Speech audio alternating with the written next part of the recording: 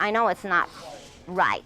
I just don't feel right. 54-year-old Phyllis Pacheco lives in Labadas, Colorado. I read about it in the Pueblo Chieftain. She and her family drove 3 hours to the Pueblo Surgery Center, hoping for a free operation, part of International Surgical Mission's Day of Giving.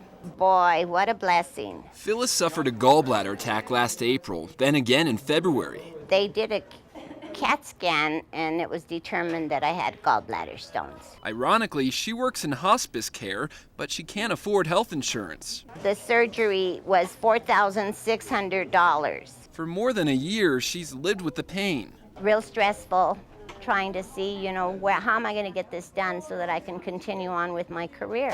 I should have insurance, but I don't, 50-year-old George Morgan lays tile in Colorado Springs. About 6 months ago, he hurt himself on the job.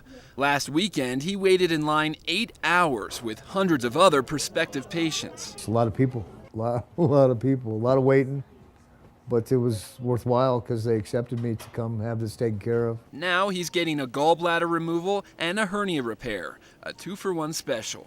You need a round of applause, huh? It's really special that they do this. Dr. Paul Radway created International Surgical Missions. After helping patients in third world countries, he wanted to help here at home. It's a legitimate function of every human being to try to make the world a better place. And this is one way that I can do that using the skills that I have as a surgeon. Radway contacted local health centers and churches to find the patients with the most need. Out of the hundreds who showed up, the volunteers only had enough time and supplies to help 51.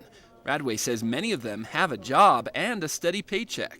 But they can't afford insurance and they're not eligible for any government help. There are 2 major differences between third world missions and domestic missions. One, doctors have state-of-the-art technology at their fingertips. They have access to x-rays, endoscopic cameras, not to mention electricity and running water.